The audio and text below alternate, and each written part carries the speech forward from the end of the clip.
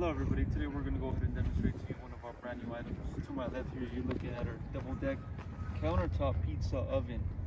Okay, so this is going to be a double.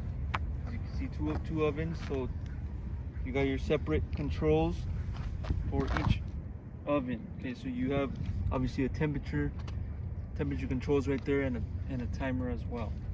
Okay, you obviously have your power switch located on the bottom. You also will be provided with an instruction manual, so if you have any questions, don't know how to use it, all the information is going to be on that book.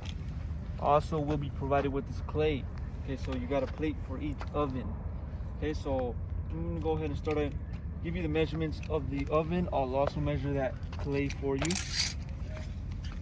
For your length, you're looking at 22 inches. For your depth, it's going to be 20. Overall height, you're looking at about 17 inches.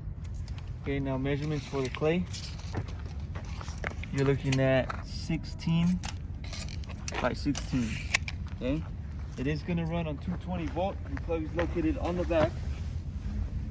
Take a look at the plug, and then also on the back we have a sticker with more information. You got your model, voltage, all that electrical you can find on the sticker on the back of this oven.